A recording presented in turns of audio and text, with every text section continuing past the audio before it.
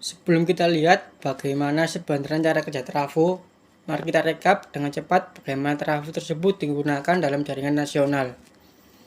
Sebagian besar listrik kita dihasilkan di pembangkit listrik besar yang tersebar di seluruh negeri.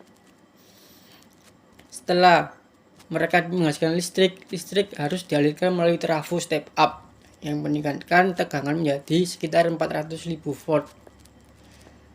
Tujuannya adalah untuk meminimalkan kehilangan energi karena listrik dikirim ke seluruh negeri dalam jaringan kabel dan tiang yang sangat besar.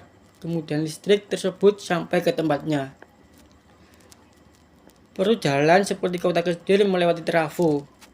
Trafo yang digunakan adalah trafo step down yang menurunkan tegangan menjadi sekitar 230 volt. Sehingga aman digunakan di rumah kita. Jadi kesimpulannya, peran trafo adalah untuk menaikkan atau menurunkan tegangan listrik menjadi. Lihat bagaimana mereka melakukan ini. Mari kita lihat sebuah trafo tunggal.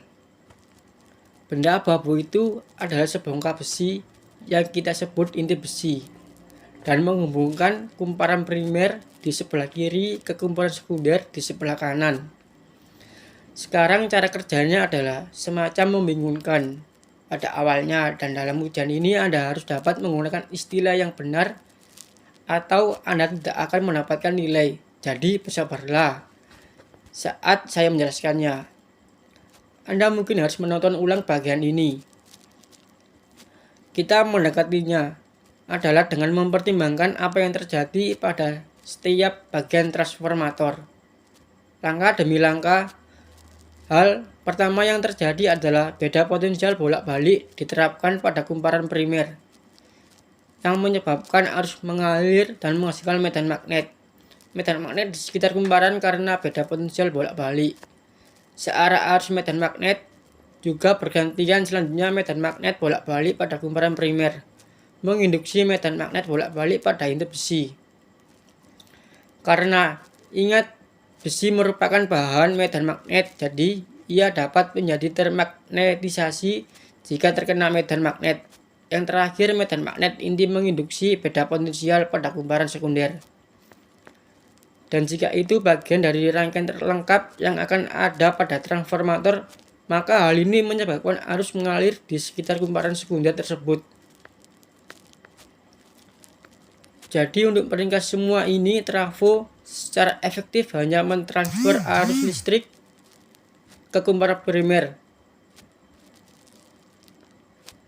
Tetapi alih-alih listrik hanya mengalir lurus, ia menggunakan medan magnet yang diinduksi ini, dan alasan mengapa ia tidak bisa mengalir lurus adalah karena kabel diisolasi dengan plastik sehingga listrik tidak dapat mengalir antara kawat dan besi.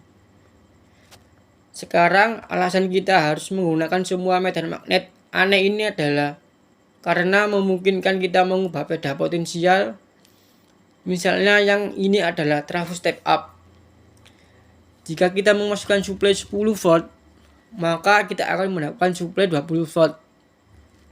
Hal ini karena jumlah lilitan pada kumparan sekunder 2 kali lebih banyak daripada jumlah lilitan pada kumparan primer. Sehingga tegangan kita bertambah. Kontras 2 kali lipat trafo ini akan menurunkan tegangan karena jumlah lilitan pada kumparan sekunder lebih sedikit daripada kumparan pertama. Sekian penjelasan dari saya tentang trafo. Assalamualaikum warahmatullahi wabarakatuh.